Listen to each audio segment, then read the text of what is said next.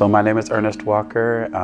I hail from the great Northwest Washington State, so I'm from Seattle. I'm 51 years old, so I think, I've lived a little now, so I'm able to really talk about, how I really feel about self. I've done a lot of self-work.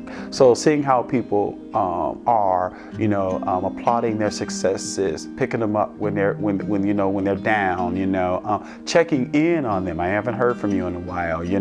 How are things going? Just wanted to, spread some love, and let you know we're thinking about you. Those type of things that a lot of us who came into becoming HIV positive, they don't have that support at home. I had been doing HIV prevention work since '98, and I tested positive in 2004. It was difficult because now I was on the other side, but I'm doing the prevention stuff to not become positive, and lo and behold, I become positive.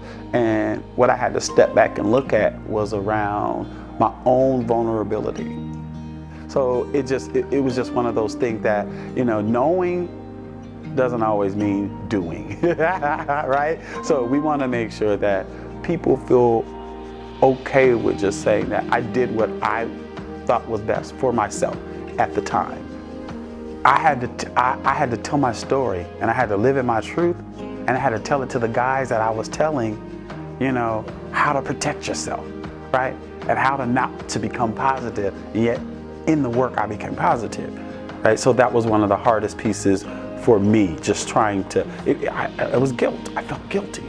I felt like, I did something wrong and I let people down.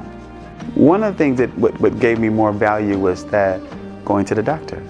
Like, I didn't go to the doctor often. I was an athlete. I got a physical once a year. I played basketball, ran track. I was an athlete. I was healthy, right?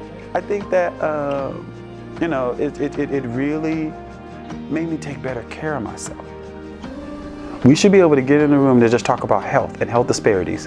We should not have to get in the room and say, I'm positive, and tell you everything that's going on with me, other than saying, I have high blood pressure, I have hypertension, It should be something like that, because we know that HIV is one of those things that now we can take one pill a day and be fine.